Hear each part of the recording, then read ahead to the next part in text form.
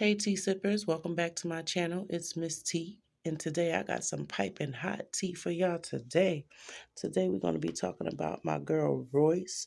If y'all don't know who she is, she was on Basketball Wives back when Basketball Wives first came out, and she has a baby with a basketball player. And at the time, she couldn't speak upon it because she was on a gag order, but now Miss Honey is ready, and she is ready to spill all the tea. She got her a story time going on with about 9 videos, and I am ready and here for it, honey. So we ain't gonna waste no time. We gonna get into these videos and see what she got to say because I am ready. All right, let's get into it. Hey y'all, I'm Royce. I'm a little under the weather, but I'm gonna get this out. So, this is my story about how my life changed beginning July 31st, 2004 to now, all because I had a baby by Superman. Part 1.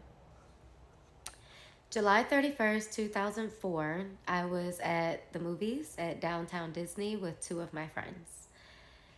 When three male figures walk in, one looking to be about an inch away from being a midget, the other very skinny and he had a bad acne problem, and another one who is extremely tall. As they come over to the concession stand, we are greeted with, "Y'all in my book."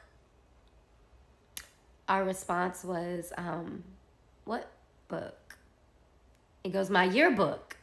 I then respond, "No, sweetie, I'm grown."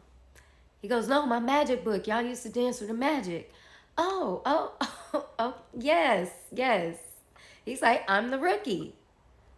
Oh, hey. That's how that went. Okay. And he was talking about, oh, y'all not dancing this year, that we left them with the Lion King. Like, it was a bunch of nice teas and goofiness, and that was it. He still had braces. It was nothing. So we go to see The Notebook, and they go to see something that I used to think was Transformers, but it was something along those lines. I don't know. Maybe iRobot. I don't know. Anyway, about 10-20 minutes into our movie, I go to the bathroom because I am now in a full blown like argument with my then boyfriend, who is breaking up with me because he is swearing that I'm at the movies with a dude. Obviously, I am not, but he was very insecure, and it was just an ongoing thing with us. So, um, we broke up that day, and I was devastated because what? I got dumped. Anyway, walk out the bathroom, and Superman is sitting there on the bench. And he goes, "No one should ever make you cry like that." Okay, thank you. And he's like, "Nah, you know what I'm saying? Nah, I'm young, but like, no man should ever make you feel like that." He had braces. So I'm like, again, thank you. And I go on about my business, and I go back to the movie. And I'm in the movie doing all of this, of course, on my little aim, my little sidekick. But by the end of the movie, I'm just kind of over it. So we're walking out the theater, and they're leaning on the car like they're in Boys in the Hood. So we're walking across the street, and his cousin comes up to me, which is the one with the acne problem, and he goes, "Hey, my cousin trying to holler at you." And I was like, "Well, why is your cousin not over here?" So he calls him over, and yes, we exchanged numbers. And yes, it probably was because, not even probably, it was because I was trying to make my now ex jealous. It is what it is. I was 24, whatever. So his first text to me was, "Hey, this is real name, the tall guy." So if you've ever seen me put TG on something, or like heard about that nickname, that's where that came from. So anyway, fast forward, 2 months go by, and I have not gone out with him. I haven't really said too much to him outside of like AIM and T-mail. So I was just being an asshole.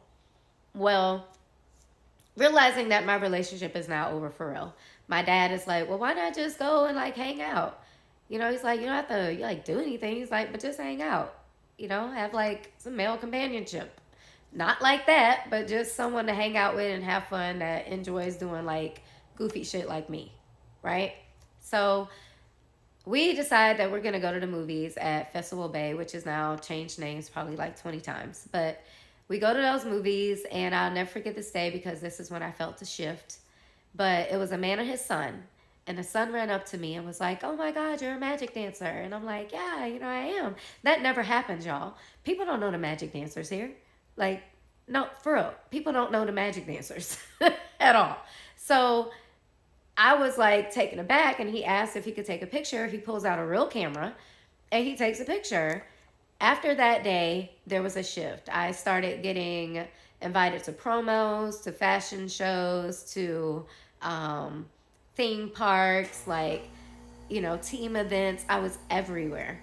And I had stated a few times that I was thinking about going back to dance, and he was against it.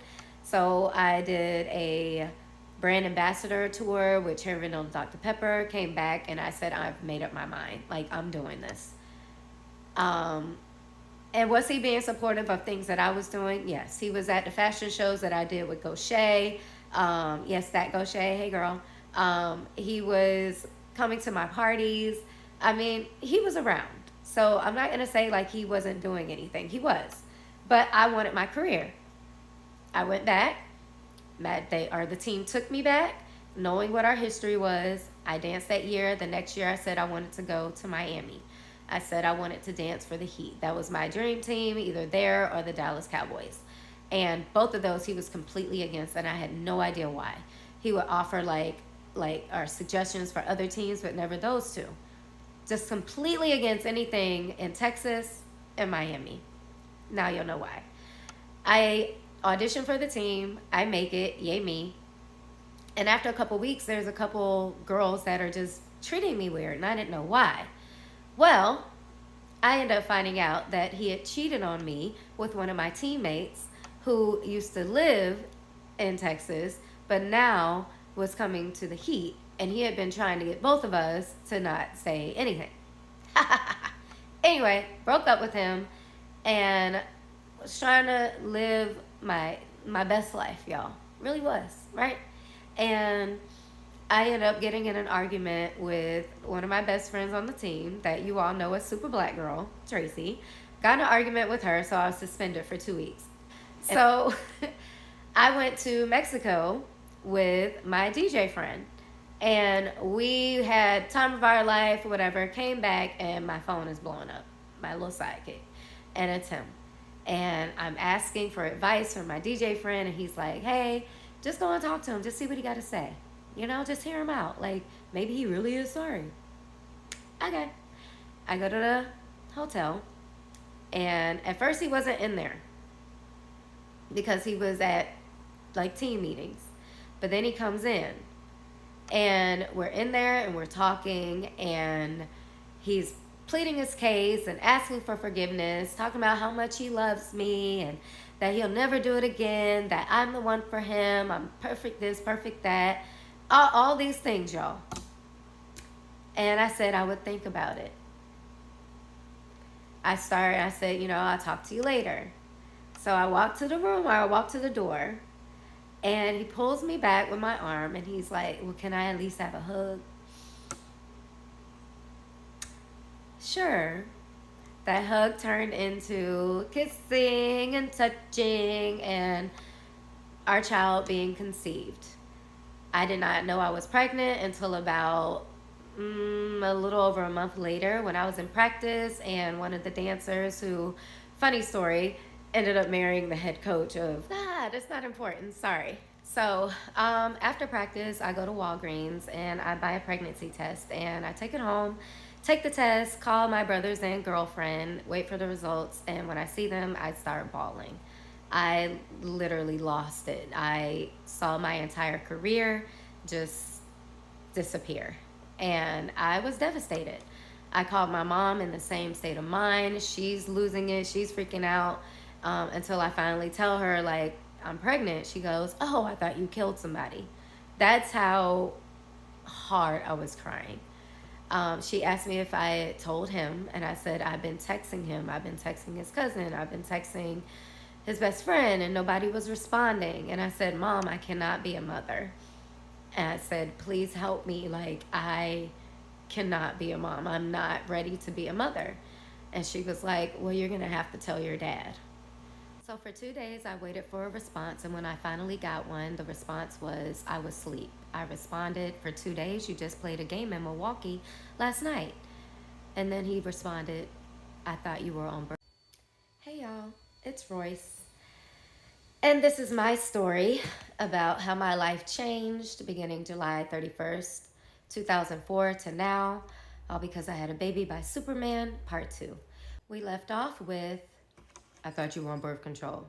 I like for it to be noted that I had not been on birth control our entire relationship. He was very aware, and also as to why he was not against it. Also, I'd like for it to be noted that there was no attempt to pull out that particular day, whereas in the past he would move so fast that he would run into the dresser drawers. So let's continue. About a week went on, and there was a little bit of communication, and the communication was regarding terminating the pregnancy. I was told that he would help me. I just needed to get to Orlando, and we would do it there. I said, okay, not a problem. Just know it has to be a quick turnaround because I have to get back to work, and I can't let my parents know. Please understand, I had no idea how abortions worked at all. So I'm thinking that I could just get up and turn around. Anyway, communication ceased again. Now I'm having to talk to my parents. I talked to my mom again. She was adamant about me telling my dad. So I told my dad, and my dad was like, huh. And I'm like, huh, what? He goes, all right. And I said, well, I don't want you to worry because I'm not going to keep the baby. I'm going to terminate the pregnancy, and then I'm going to finish the season out. I'm going to go to Vegas. I'm going to fulfill this contract that I got with Treasure Island. Like, I had all these plans, and I was going to pursue my career.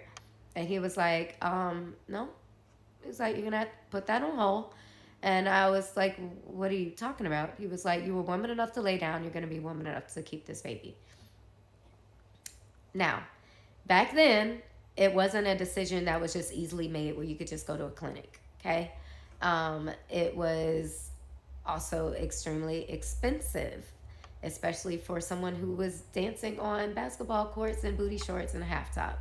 So my mom did not give me the money, and I was now stuck. And I was asking friends, I was trying to just figure out anything I could do. It even got to the point where I was drinking magnesium citrate, or I was trying to use a hanger. It was bad. It was bad. But when I went to the doctor and I heard the heartbeat, that is when things were put into a bigger perspective for me. I don't know what it is, but when you hear that heartbeat, it changes you. And I knew then that I was going to be a mom. And so now it's time to tell Superman that he is having a baby. And as you can imagine, that message was not received well. And I was met with a bunch of, oh, you're tarnishing my image, you're ruining my career. I'm a Christian, what I look like having a baby, and I'm trying to put the cross on the NBA logo. How could you do this to me? You're a gold digger. Oh yeah, I was hit with everything, y'all. Like I didn't have a career. But because none of those changed my mind, he then hits me with, and I have a girlfriend. Okay. I've always had a girlfriend. Oh, wow. Okay. So now I'm realizing, y'all, that not only is this person a completely different person than I thought he was, but I've realized that he is a master manipulator, and he will do any and everything to get exactly what he wants. I didn't fall for it. And because I didn't fall for it, I was then met with hell on earth. When I was about 4 or 5 months pregnant, I was asked to attend a meeting at a restaurant right around the corner from my townhome. I agreed to it, and when I got there, one of the first things said to me was, you don't look pregnant. I said, thank you. They said, no, because you have your belly ring in still. Mind you, I had already had this conversation before about wearing a belly ring while I was pregnant. I just liked it. But then they said that it just looks like you're poking your stomach out. Why am I here? Like, what the fuck y'all got going on? What do you want? Right? We sit down, and in this meeting is his manager, his cousin, himself. I am then offered money. I'm asking what the money is for. I'm thinking that maybe it's to help me with my pregnancy. No, I was asked to move away and say that this baby was not his. Twice. I declined. They got angry. I was then approached by the team office, and they wanted me to come in and have a sit down conversation and do a prenatal paternity test. My doctor said absolutely not. Therefore, I said no, it was dangerous. And once the baby came, I was not opposed to doing so. For the next couple months, I got ready for a baby shower. I got ready with my baby registry. And every time I did anything, I was met with false accusations. I was threatened. With the baby registry, I was told to take his name off of there. And I did. For the baby shower invitations, I was told to take the name off of there. So I did. But I still was getting threatened. I was still receiving anonymous messages on MySpace and Twitter. And I didn't know what to do. Around early November, I started having really bad complications with my pregnancy, and I was put on bed rest. I didn't listen, but I was put on bed rest. As hard as it was to sit still, it was something that I knew I needed to do because I could tell something was wrong. On November 16th, I had a doctor's appointment, and my doctor was like, you need to go to the hospital, and they need to put you on a monitor. Stop letting them tell you that you're dehydrated. I said, okay, cool. We go to the hospital. They still don't put me on the monitor, and I'm just over it, and I go home. Around 3:33 that next morning, November 16th, I woke up to excruciating pain. I threw something down the stairs. My brother came up, who had been staying with me. I told him I needed to go to the hospital. We go to the hospital. They finally put me on a monitor, and they're like, oh my gosh, you're having contractions for real. No shit.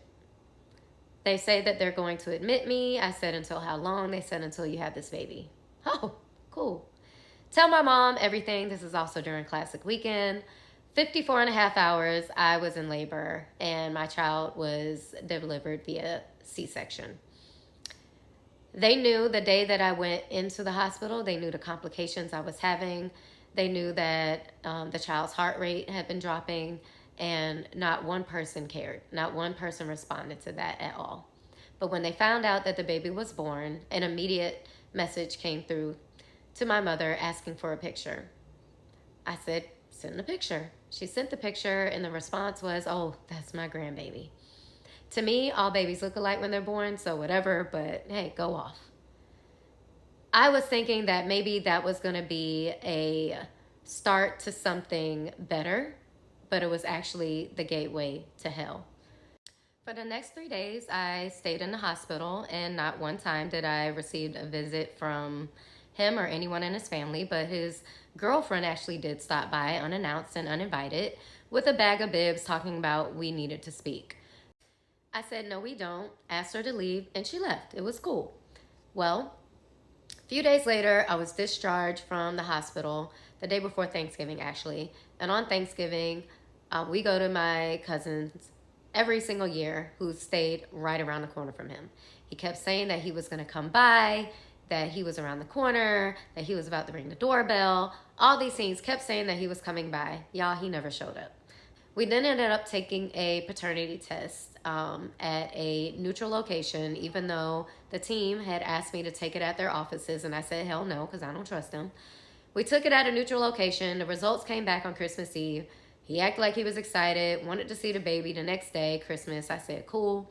Christmas comes. He's like, who all over there? And he wanted to see him by himself. I said, absolutely not. I'm not telling my family to leave. They're my support system. So they stayed. He comes in. He's with his cousin. His cousin is taking all these pictures. I'm not taking pictures. His cousin's taking pictures.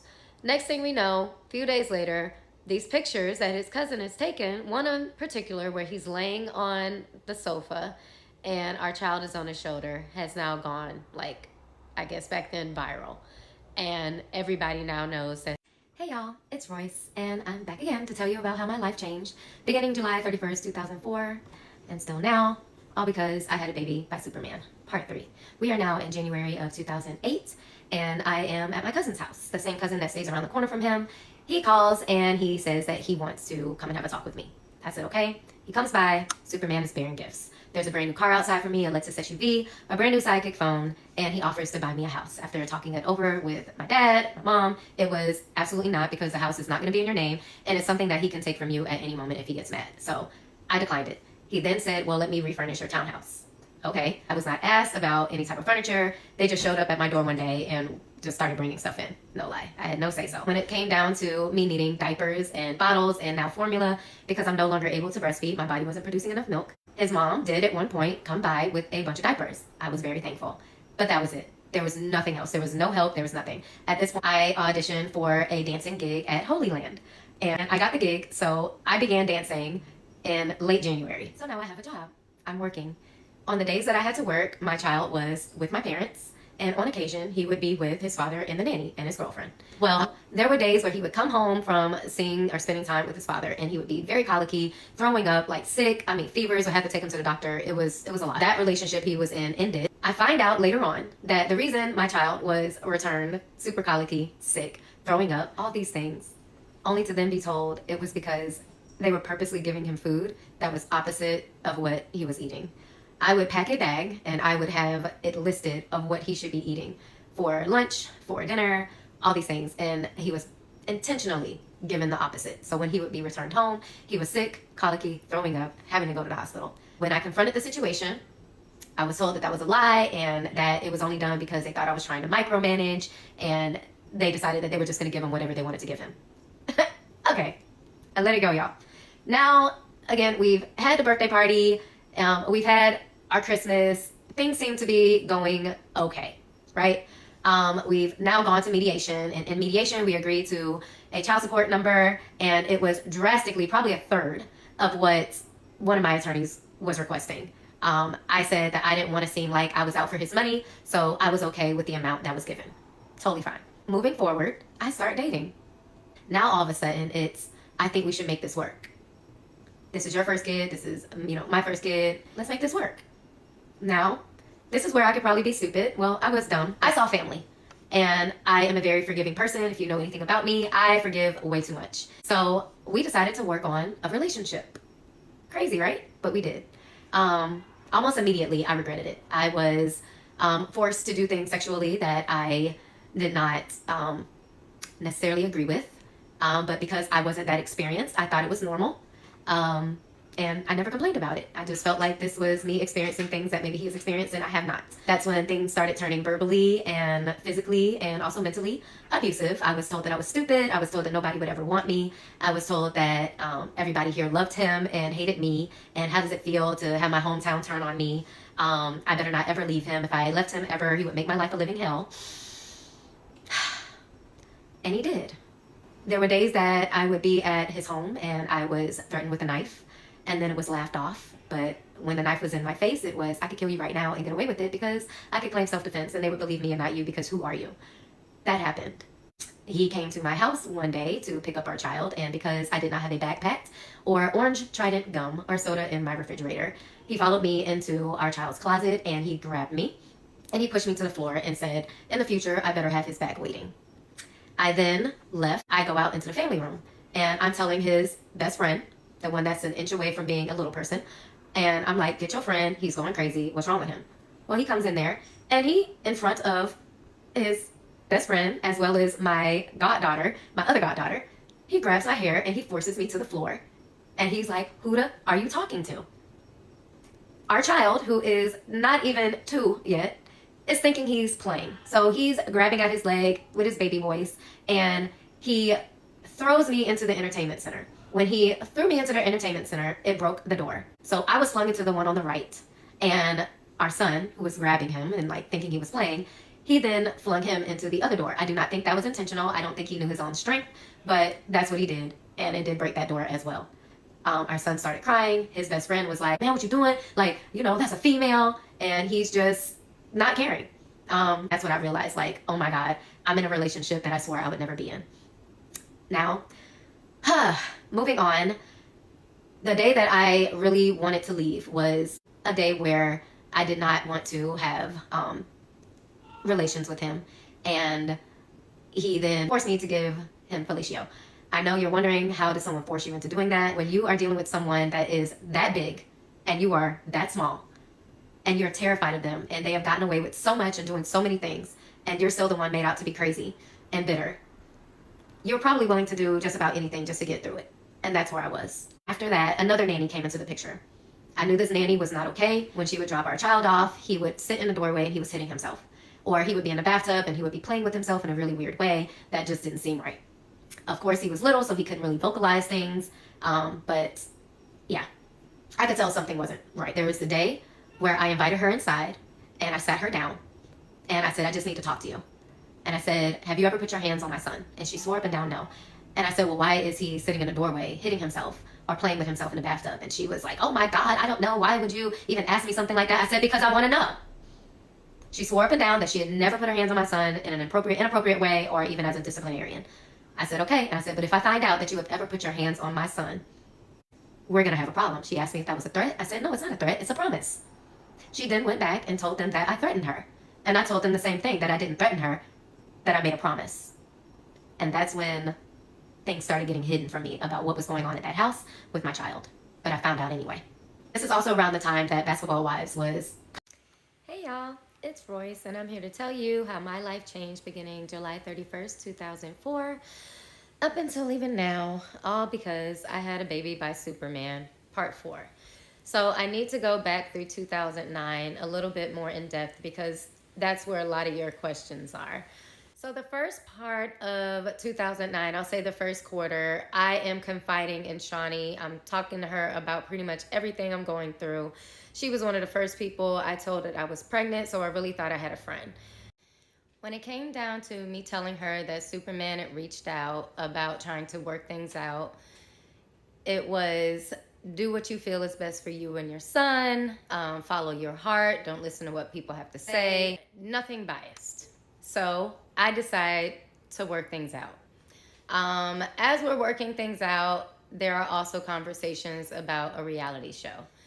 When I discussed it with him, he was all for it. He wanted to do it. He was excited about it. I told Shawnee, and easy sell. So during this time, we are working on our relationship. We are out in public. I mean, I'm going to the games. Our son is wearing his jersey. We had a Magic Dancer reunion. It was just a lot going on. I am buying a house. I am shooting a sizzle reel in Miami for the show. And that's when the verbal assault started. But I took my ass to LA and I went and I pitched that show to all those different networks. And I talked about how great of a relationship I was in, and I just knew I got it sold.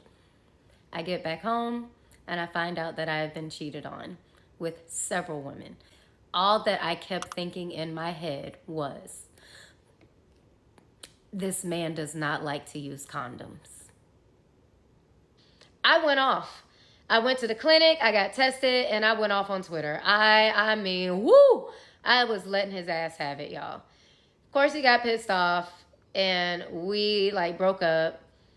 And then a couple days later is when he comes by the house, and he's supposed to be picking up our son. He's mad because I would usually have a backpack and some of his favorite snacks at my house, but we're not together, so why the fuck would I have that?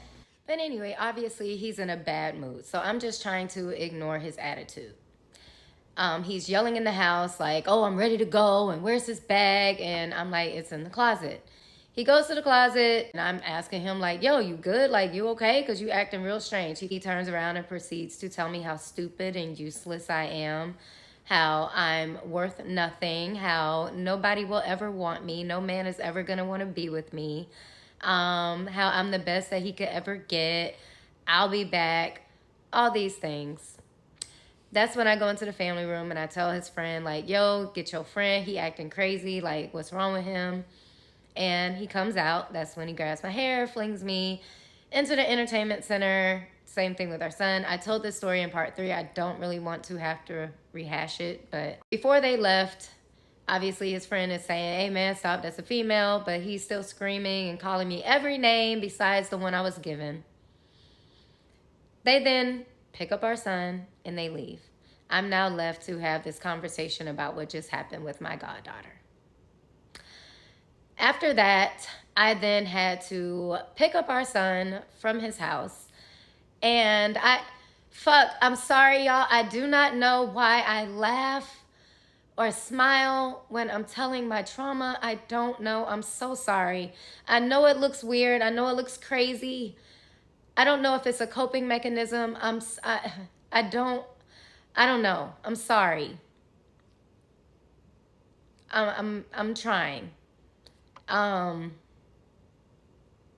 I don't know why I do that. But they leave with our son, and like I said, I have to now go and pick him up from his house after this visitation. And I'm in his room, and that's when the knife situation happened. It should also be noted that prior to me going to pick up our son, we had had a few conversations, and I forgave him again. So I get to the house, and he asked me to come into his room. I go, he closes the door, and he pulls a knife out on me. He says, I could really kill you right now and claim self-defense, and they would believe me because everyone loves me here and they hate you. To attempt to rewrite history is crazy because those of you who were at the house that day know exactly what happened. But maybe that hypnotism did work. So he comes over to the house about a week or so later, and we're hanging out with our son, watching a movie in the family room. Remember, we're trying to work things out. And I go to the bathroom. When I come out the bathroom, he's in the bedroom. He wants to have sex. I say, no, my cycle is on. He says he wants head. And I say, no, our son is right there in the other room. He proceeds to get up. He shuts the door. He comes over to me and he pushes me down to the floor like he did before. And he proceeds to ram his waist into my face. If you can imagine what that feels like, think about someone punching you in your nose at 6'11", 200 pounds, and their pants are still on. Think about that happening over and over and over again to you. You're now in tears. Your son is in the next room. You've already basically been told that you're hated by your hometown, so call the police on Superman? Clark Kent? Baby Jesus of Orlando? No, you can't do that. Okay, so that situation happened, and that is what ultimately led me to leave the relationship. Not soon after that, the show got picked up. And that's when contracts started going around and our attorneys started speaking with each other. And because I was still signed on to do the show and he was not, they were concerned about what I was going to say on the show. So they were like, well, we just want to make sure that she doesn't say anything bad about him because of his career. And we don't want any type of, defamation. And of course, I'm like, well, is it defamation if it's true? But okay. And then it was also me saying, well, I don't plan on that being my storyline. I don't have to talk bad about him. I don't really have to talk about him at all. The next day, my attorney calls me to his office and he's like, hey, you need to get here as soon as possible. I need you to sign this agreement. And I was like, what agreement? He said, the agreement about what we talked about yesterday with you and Superman. And I was like, oh, okay, cool. I get in my car, and I think I was even at the park because I was close. But I get to his office, and it's not even 4:50 yet. It's like 4:40 something. And he's like, sign this agreement. So I'm looking at it first. I'm trying to at least skim it. And he goes, what are you doing? I'm like, I'm just checking I'm supposed to read everything. So he says it's basically the conversation that we had, a couple days prior, just in writing. I said, okay. I signed the paper. I trusted him to my detriment. He then goes, hurry up, we gotta go. I'm like, okay. So we're rushing out the office. I'm right behind this man, and we go to get in the car. He's like, what you doing? I was like, you said we gotta go. And he was like, well, not you. I was like, what do you mean, not me? He was like, you're not dressed appropriately.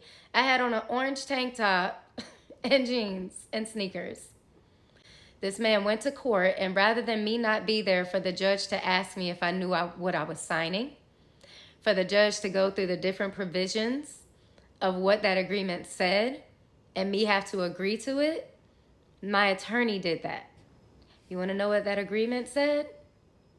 that I could not say his name, any type of insinuation, his middle name, nobody in his family's name, his friend's name. I couldn't even talk. I couldn't even say my son's name, y'all.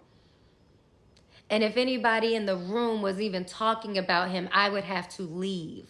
And it said not till death, but till death and the end of time. That attorney later withdrew as my attorney. But there's a new agreement in place, which trumps the old one. So as much as I wanted to fight it and argue it down because it was on some bullshit, my attorney had to remind me, it's not about the little battles. It's about the war. Hey y'all, it's Royce, and I'm here to tell you a story about how my life changed beginning July 31st, 2004 to even now, all because I had a baby by Superman, part 5. I think it's also important to note when people ask, well, why couldn't you all try and work this out? Y'all needed therapy. We were actually given a parenting coordinator, and I went to all the appointments. He went to one. He stopped showing up. So she ended up writing a letter stating that she could not do her job because of his failure to participate. So we are now at the end of 2009, and unbeknownst to me, this agreement I've signed has just basically destroyed my life. Well, not only am I fighting him in civil court, but I'm also fighting him in family court. They are filing all these motions claiming that I am denying visitation when half the time they asked for it, he wasn't even in town. But what does that mean? More attorney fees, more court costs. Because every time a motion was filed, we had to answer. During this time, I am also dealing with one of his minions that is going on the internet and threatening to fight me at my son's birthday party. She was saying that someone was going to end up at the 33rd Street jail, that they needed to have her bail money because there was going to be trouble. I am expressing my concern regarding this person, and finally it was agreed that she would not come. So now here we are in the first quarter of 2010, and I'm filming the show. I am living my best life. I am outside. I am dancing at pool parties. And here comes another lawsuit. What does that mean? Another set of retainer fees. There goes my first check. So the second quarter of 2010, I am getting drained with attorney fees. I'm fighting him in family court as well as civil court. And I'm also doing promo for the show. I am now asked to go on the Wendy Williams show. Not as a guest, but as a how you doing girl. She asked me if my son's father was Superman. I said yes. I'm now sued. I am sued for $500 million. As I'm dealing with this latest lawsuit and people are laughing at me all over the internet and wishing hell on me, hoping that I go to jail, calling me every name in the book, I am also getting harassed by the same person who threatened to fight me at my son's birthday party. She is sending me messages about, ha ha ha, how does it feel to not be number one anymore? How does it feel to know you're not the only one? Don't you feel stupid? And what was she talking about? We have welcomed baby number 2, a little girl born in June of 2010. In September of 2010, there was another lawsuit. What does that mean? More money, in which at this point I did not have. He won.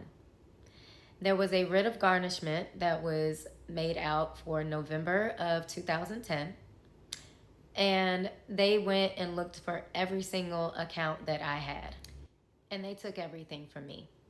Not only did they do that, they found the account that I had with my mother since I was a little girl, the very first account I ever had, and she was attached to it. It wasn't even an account that I used anymore. But because they didn't get anything out of that account from me, they took everything from her. They took my mom's entire savings. In the early part of 2011, I released my book, College Girls. I was hosting parties. I had a boyfriend, the one that bought me the dog. I was doing the weekly blog for the show. I was in Detroit doing the play Cheaters. I was hustling, y'all. Come June of 2011, wouldn't you know, by the grace of God, out popped Superman and Sister C. This one is a Christian. She is modest. She is a beautiful girl, all natural, and I mean, very Little House on the Prairie. Perfect for his image. He is getting baptized. He is giving himself to God. He is in love. Visitations seem as if they are becoming more consistent, so I'm grateful. August comes, and because visitation has become a little bit more consistent, my son is now waiting for him on the curb. Yes, just like the little picture of the kid sitting on the curb with a lunchbox waiting for their parent that never comes. That was my child, the one and only time I allowed him to do that. But nobody called to say that they weren't coming. And because I turned into the FBI, I find bitches instantly. I went on Twitter because I wanted to know where he was. And this was around the time where people were putting all their business out there. So I saw a picture and he was in New Jersey. He was on a basketball court with his pastor, Zachary Timms. Oh, I had to go back through my calendar and I was making sure that this was a day that he was supposed to have our son. And it was, and I reached out to my attorney. I sent the picture to my attorney and I'm like, what is going on? There was no response. So the next day, I get back on the internet because I want to see if there's at least a timeline of a return, because my plans have now changed, but it's always been that way. Well, all of a sudden, the Twitter page went from 10,000 plus tweets to 10, 20. What happened? Did he find out that I saw that he was in New Jersey and didn't get our son for visitation? No. I then see a headline that says, Pastor Zachary Timms is no longer with us. Oh. For the rest of that year, I minded my business. Although I was still fighting in court and talking about this nanny and being told I was a liar, I kept my mouth shut.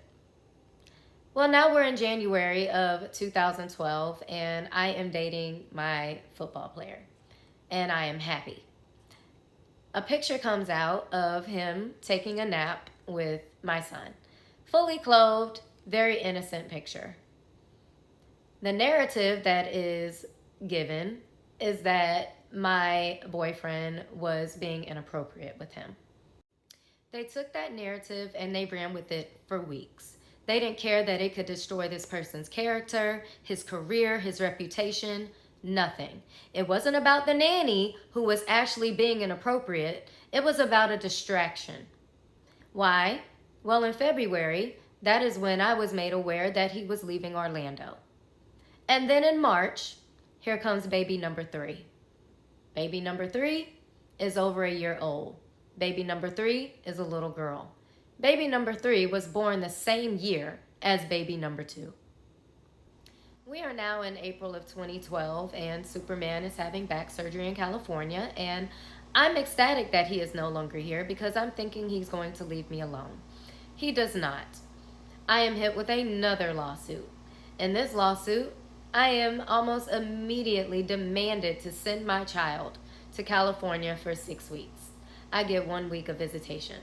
Yes, I was forced to send my child to California for 6 weeks to be with a person that he has not seen in 6 months, even when he was in Orlando. That visitation exchange was probably one of the worst situations I've ever had to endure. I watched my child hyperventilate. I watched my child scream. I watched my child reach for me to take him, and I had to let him go. I was given a visit halfway through, and I saw the same exact thing. And I was also there with one of my dancer friends that I dance with in Miami, who I also dance with sometimes when I take a heels class. They were there to console me because I could not, in my mind, save my child. After that visitation, I was hit in court with more motions, more visitation requests for days that he was not even in town. And there was one time where we actually did communicate and came up with a visitation schedule. And Flights had already been made, but his attorneys wanted to go to court claiming that I was denying visitation. I went to court that day and I showed the judge that we already had the flight information. His attorneys sat there and were acting so oblivious as if they had no idea. In 2013, I'm hit with more court filings and requests to produce as usual. But around April, I'm hearing rumors of another baby. Well, come June, that baby is born, a little boy, and I say on Twitter, congratulations, happy birthday. This baby was born in California, my little house on the prairie, Sister Seat, and he has now been traded to Houston. Hey y'all, it's Royce, and I am here to tell you a story about how my life changed beginning July 31st, 2004, up until even now, all because I had a baby by Superman, part 6. We are now in the fall of 2013. I am getting my son prepared for kindergarten. I have actually gotten him tested, and he has been diagnosed with ADHD. For those of us with children who have ADHD and have taken medication for it, you know ADHD medication is not something that you can start and just stop cold turkey. So there were visitations that were happening and they were refusing to give him his medication. I was also against him traveling so much because he's literally in kindergarten, the first grade of grade school. So, outside of my son having to travel on Friday nights to Sunday evenings just to get up for school the next day and go, I am now concerned because they are refusing to give him his medication. They lied and said that they had a doctor from Sarasota come and examine him. And when I spoke to that doctor in Sarasota, that doctor said that he absolutely did not examine my son. He only told them what the medications that he was taking were for.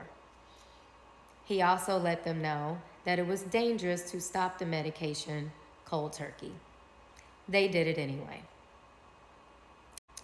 And now we are moving into the summer of 2014. Our son has completed kindergarten and he is now going to visit his father for a few weeks in the summer. I find out that almost 3 days after our son arrived, he left.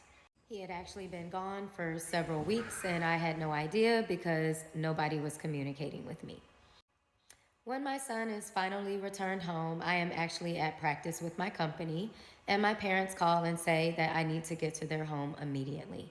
I ask why, they won't tell me, they just express that it was extremely important. Of course, I leave, I get there, they tell me that my son has bruises all over his body. I go to hug him and him me, and he goes, ouchie. I then look, I raise his shirt, he has a bruise on his stomach, he now has a bruise on his leg, on his inner thigh. And when I ask him what happened, he tells me his daddy did it. This is just a couple of days before he is to start first grade. So, of course, I am texting trying to figure out what happened and why, and I am being ignored. I am then told by my attorney that I need to take my child down to the Department of Children and Families. I do that, and they do a forensic interview. They talk to me, and they start asking me to contact Superman. I am doing so, and I am trying to tell him what is going on, and he is ignoring me until he finally responds and says that he doesn't have to tell me anything about why he disciplined or spanked our child. Because of that response, a case was opened. The case was almost immediately shut quietly. Because of my concern and because I said something publicly, the case was reopened. The case was then sent to Georgia because it happened in Georgia. It was sent to 3 different counties in Georgia until it got to the county that his uncle was the DA of, and the case was dropped. But I'm not saying that he had anything to do with it. As you can probably guess, at this point, visitation ceased. Communication did as well for the most part, except for the fact that they sent a picture around of me taking my son to Hooters for his birthday and made it seem as if I was a sick mother. In 2015, we barely communicated at all. There were no visitation requests. There was just a bunch of motions filed here and there, so of course, more money. As we get to the end of 2015, the communication doors are reopened. And Superman and I are communicating. It seems as if we are working on co parenting. He asked if we can come to Houston in January of 2016, and I said yes. And when we get there, we're going to eat oysters. And as we're coming back, Superman is walking with a young lady that looks to be, I believe, Mexican with long hair. And she's holding the hand of this little boy with floppy hair. And he's trying to get out of her arms. He's just wild and crazy. As he's introducing her to me, he then introduces the little boy and says, "This is my son." What? He's 2.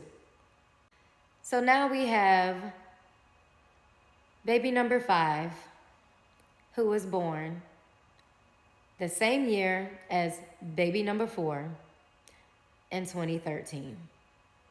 So this is the real reason why you haven't been bothering me. And I knew that to be a fact because she was actually going through court with him. And now we're trying to change a narrative. Well, I did befriend her and we became very close. And she actually came down and celebrated my son's birthday with him. And I took him, my son, and also their sister to Fun Spot that year. We were also making trips to Atlanta because at this point he had been traded again and he was now with Atlanta. Also, let it be noted that Sister C and he had broken up. Unfortunately, this meant that I now had to deal with a crazy ass pastor and his wife that were constantly telling us how bitter we were and that we were gold diggers and that it wasn't about the kids and that we were worthless women who wanted him. We are now in 2018 and our son is playing sports, but he's also a junior striker, which is a hip hop dancer. His father did come to the show that year. It was in June. And after the show, he, along with some of his people and my people, we went to dinner. After dinner, a few friends of mine and I were supposed to go to the Pulse nightclub. We did not go to the Pulse nightclub because all of us were outside having a conversation with a homeless man. That is the night that the Pulse nightclub shooting happened. This is also the day that he told me that he was dating the basketball player. When he told me her age, and I was taken aback, but to each his own, because who am I? Pot me kettle, right? A few months later, right around our son's birthday, a recording was released. And the recording was a man who was alleging to have had deeds with Superman and the pastor arguing on the phone. This is the same conversation where this person called Superman a 6'11" bottom. Well, now moving on to 2019, I realized that I like this girlfriend. She seems cool. She seems to keep him level headed. He seems to be leaving me alone, and I'm all for it. Anytime we are having an argument or we seem like we can't communicate, it seems as if she's stepping in and she's really helping things out. So we good. Our son graduates from elementary school that year. He graduates with honors. She comes. There's a big family picture and we keep it pushing. So I thought she was cool. I liked her. We had a cordial relationship.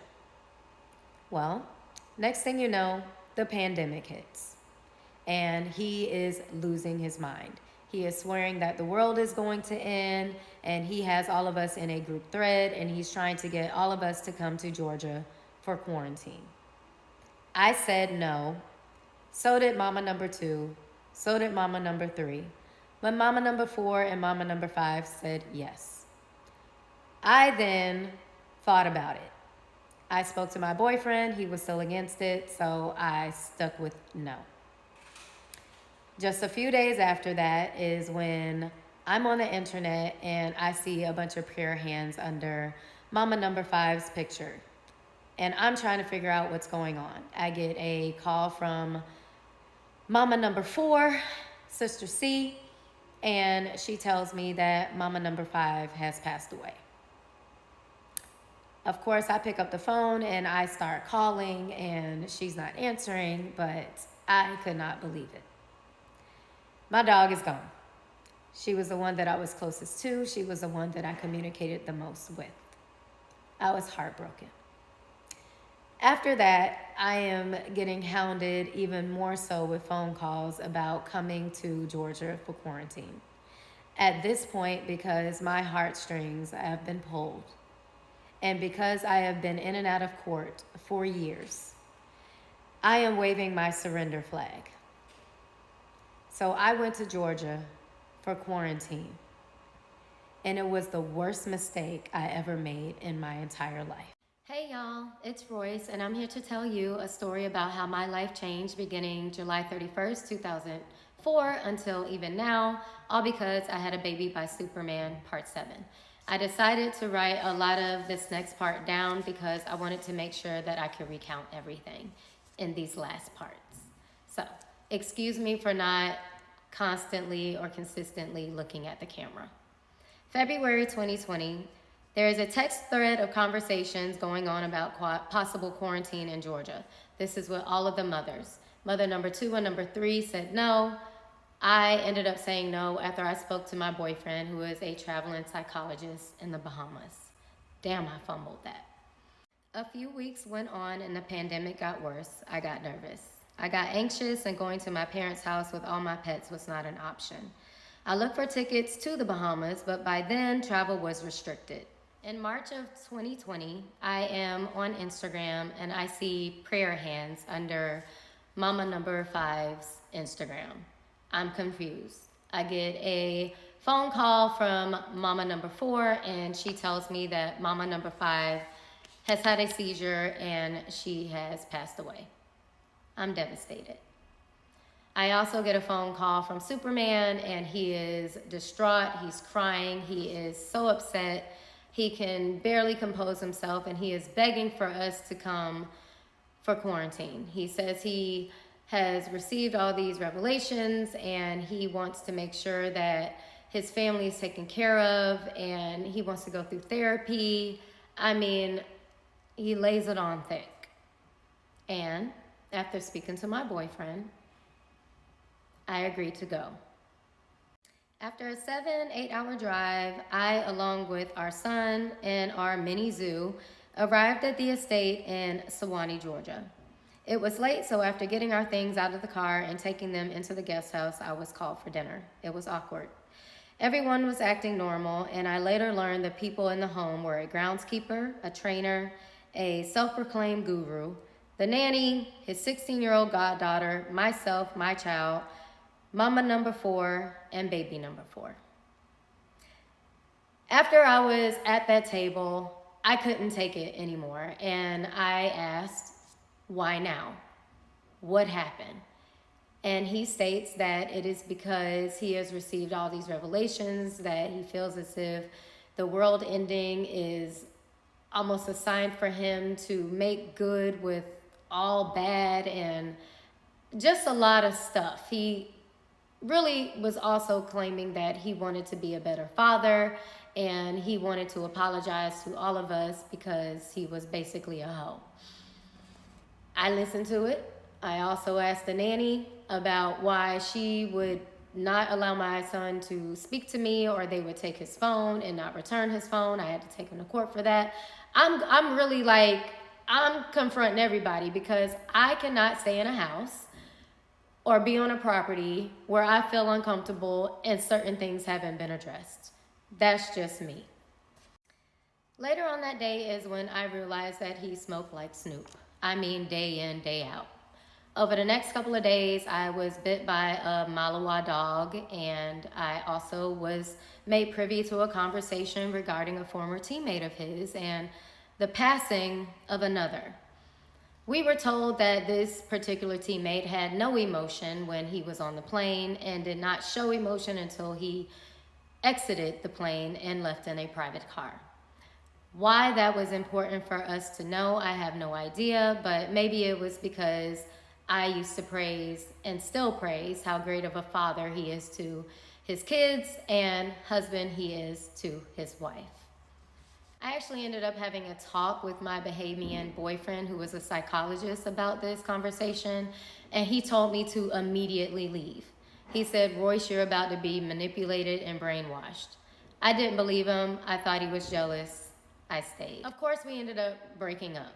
Well, now we're discussing Mama number five's funeral and who's gonna go and who wants to go. And who ends up going is Mama number four, myself, Superman, and the groundskeeper.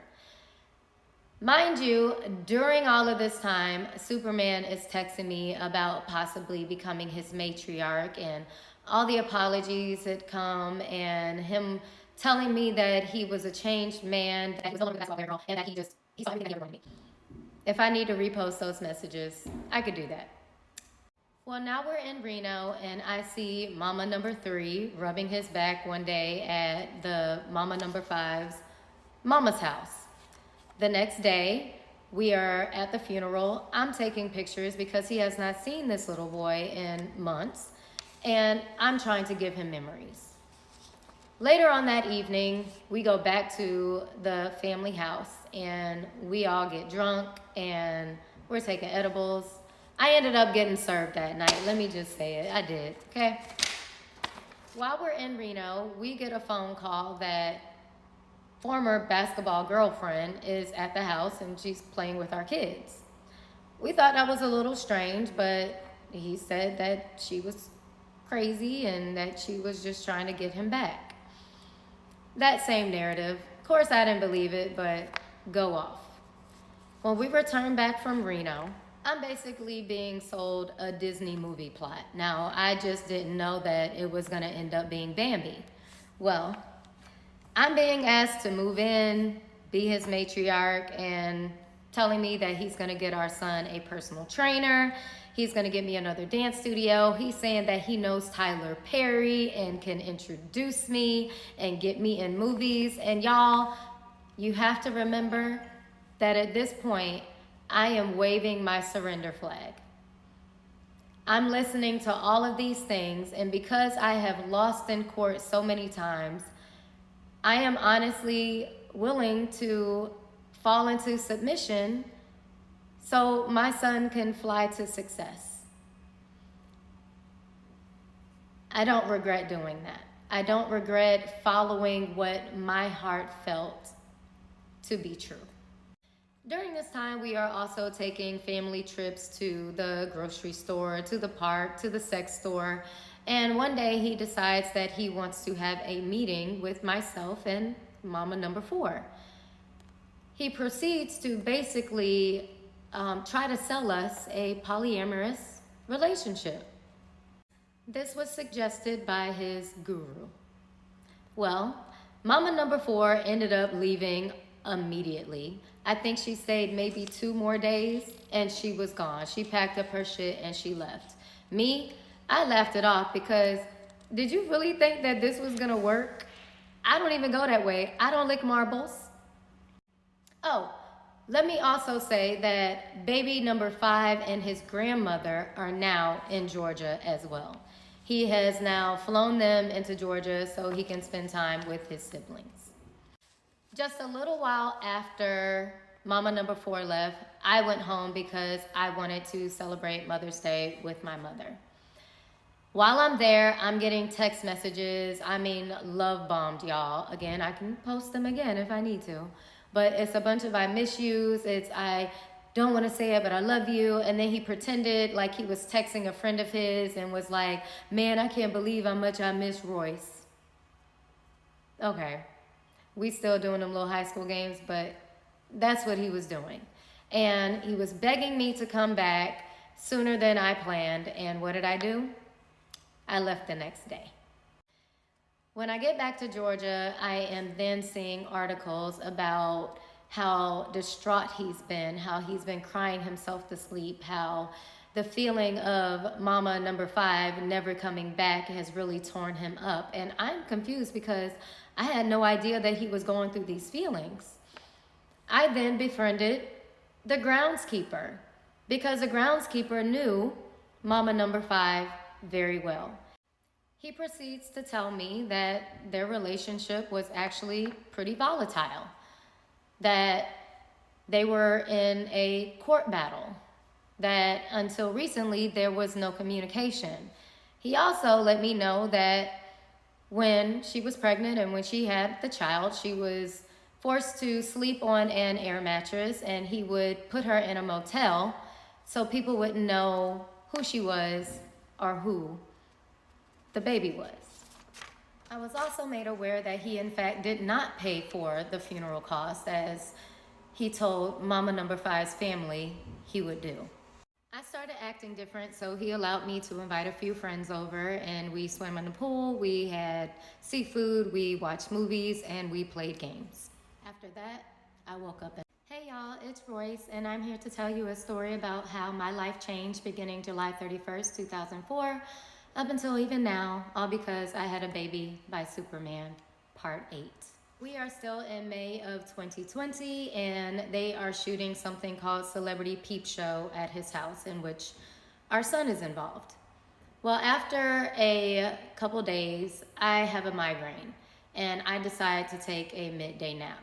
When I wake up from that midday nap, I will go outside the guest house, and it's beautiful outside. It's like a bluish orange, there's fireflies, but I see a bunch of cars and people everywhere. I'm wondering what the fuck is going on. We're supposed to be on quarantine. I see a familiar face, and I can clearly tell that he is on something. And then I see Superman. I see Superman throwing up over the balcony. I go up to Superman and I'm asking him what the fuck is going on. And he looks at me crazy and he starts yelling at me. The familiar face then goes off on him and calls him a bitch. They start arguing. I'm asking where our son is. He's not responding. I go inside. When I go inside, not only do I see a table full of mushrooms and peanut butter, I also see powder and a woman peeing in a seat. I immediately get scared and I run upstairs. I am looking for my son. I'm yelling his name. He's hiding. I see my son hugging his knees in the corner of his room. I ask him if he is okay. He says that he's fine and that he's just scared. I asked him, scared of what? He said, why is Daddy acting like that? I said, well, what do you mean? He was like, I was just hungry. I then asked my baby if he had been downstairs. And at first he didn't want to tell me. I asked him several times and I said, it's okay. I promise you it's okay. And he tells me that he went downstairs, but he was just hungry. I then asked him if he ate anything off of that table. I asked him over and over again. He said no. I grabbed my child, I went downstairs, and I went out the front door, back to the guest house, back to my room. The next day, I go outside to walk my dogs, and I see an argument. This is an argument between his guru and a friend of his named Callie. I am hearing Callie threaten this guru about trying him in an inappropriate way, and that he is going to shoot and kill him. He is going to come back and shoot up the entire house. I, of course, then go back upstairs, and I text the groundskeeper, and I ask what the hell is going on. Mind you, that particular night, the groundskeeper was minding his business as well as the nanny because they were off the clock.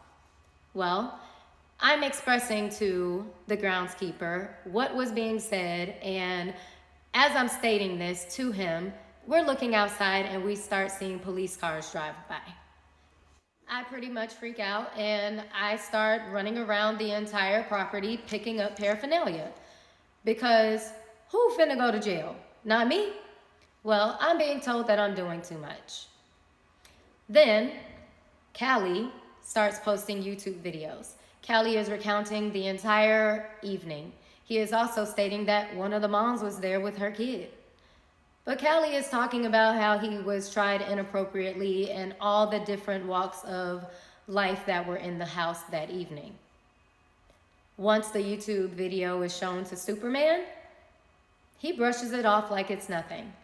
What ends up happening? Oh, Callie is now banned from YouTube and he's also in Facebook jail. Soon after that, I get into a blowout argument with Superman. I am discussing the situation with this party. I'm discussing how he is with homeschooling and our child. I'm discussing his recklessness, and he just does not want to hear it. We are arguing, I mean, up and down. He's bringing stuff up from the past, and the trainer is there to mediate. The trainer is trying to calm him down. It is not working.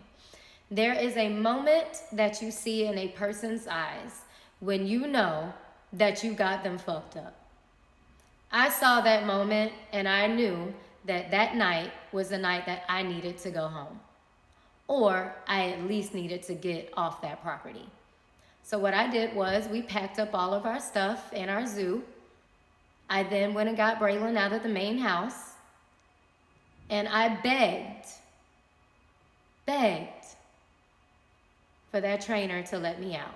And at 3:30 in the morning, he let me out. So I head to the Airbnb and I get a message that I can no longer check in early. I then have to call the trainer back. And he states that because there's nowhere place safe really for me to just sit in a car for hours in that part of Georgia with a child, a car full of stuff, and animals to come back. So I went back. But I was told to hide around the corner to where he could not see my car. He was now assuming that I was gone.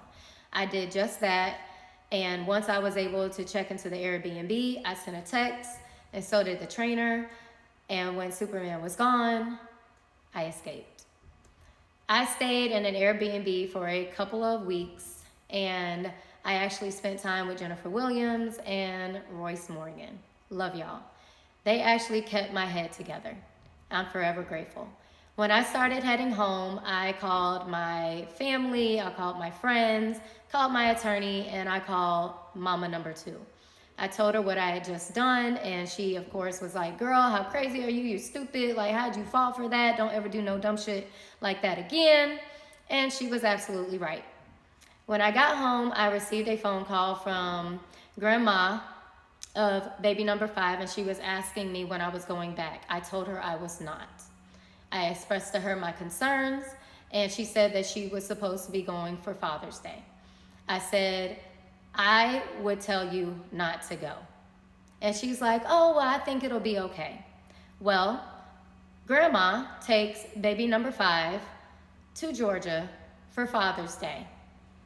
She is later kicked out of the house with guard dogs on the floor. And she did not see her grandchild for months.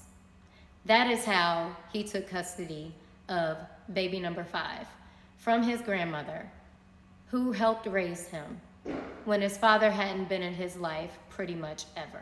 I later learned that the plan was for me to stay in Georgia for an extended period of time so he could claim residency over our son and later kick me out of the house. He had asked me what my bills were, and he was talking about ending child support, and whatever my bills were, he was going to subtract that from what he gave me. I almost fell for it. I didn't, but somebody else did. What happened next is not my story to tell, but it turned my world upside down. I struggled for 2.5 years with suicidal thoughts and a lot of self-blame. I'd also shut down my dance company and stated it was because I didn't enjoy teaching anymore, when in fact it was because I knew I needed to get my shit together. I then landed a job at an HBCU. I was proud of myself. It was a job that I enjoyed and that I really put my heart and soul into. I fought for that team every single day, and it kept my mind off of other things. In 2023, I attended the NAACP Awards. As I looked around, I saw all of these people that I looked up to and wanted so much to be like. I was amongst greatness. I realized at that moment that it was time to take my power back. I did the Heat Dancer reunion. I made amends with Tracy. We had a splash bash. We released lanterns for remembrance as well as emotional purges. I was doing well. In July, an accusation comes out about my child's father. In September, I do an interview with Carlos King. I then do another interview with Vlad TV. Followed by that was then an admission of what the accusation was. And like May said, I agree with him when he said it's never consensual when it's a surprise. Well, 2024, I posted a reel and recounting 2023 and how excited I was. And I'm still not getting any child support, but I'm trying to make do. I'm using my savings because this can't continue to go on forever. My savings is now being drained, and I'm offered a basketball wives contract. After talking it over with my attorney, they think that it's a good idea for me to take it. Yes, the person who said I would never go back to that show, I was going to go back. So Superman number 1 was correct when he said somebody needs money. Well, yeah, because your predecessor ain't. Hey y'all, this is Royce, and I'm here to tell you a story about how my life changed beginning July 31st, 2004 until even now, all because I had a baby by Superman, part 9, the final chapter. As I stated before, I agreed to take the $113K because I figured I would be able to flip the money that I was receiving from the Basketball Wives contract.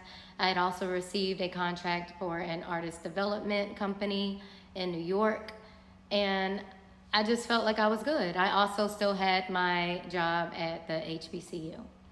Well, shortly after, I am headed to the airport. I get there, I check in, I go through TSA. I have my cat with me. When I get to the gate, I go to the gate and I just want to make sure that everything is okay with me and my pet. He says, I just sold your ticket. I asked him why, and he said someone refunded it. I get on the phone, and that is how I found out that they had canceled my Basketball Wives contract. I'm not saying he had anything to do with it, but that's what happened. Later on in 2024, I was fired from my HBCU job. I was actually fired during the same week that my father had a heart attack. I was then blasted on the internet, called names, and harassed by some of my former athletes, and I remained quiet. I watched them belittle and degrade me and realized that no matter how much I fought for those athletes and what I brought to that program, the culture of this generation has changed. Over the past couple of months, Superman has been harassing our son. He's also been harassing the school. He's been calling our son names and dehumanizing me. I told our son to go to California and support him on a TV show, despite the fact that he did not want to go. I said, make it more about the opportunity than the visit. Enjoy your siblings. He still had no desire to go, and even after speaking to both sets of his grandparents, Superman again and Mama number 2, he said no. I still talked him into going. Over the past couple days, Superman has decided to harass our son again. I am listening to my child laughing and joking while playing PlayStation, only to then it turn into yelling and, yes, cursing. I walk into the room and I realize that he is talking to Superman. Superman is dehumanizing me. Superman is calling me broke. Superman is basically expressing to my child that I am a deadbeat mother. He says, your mom needs to get a job. Well, just so you know, I did restart my company. I also sub at schools. I also teach gymnastics after school. And I do teach private lessons. I'm pretty much like a Jamaican. I have plenty jobs. Because one thing you won't do is break me.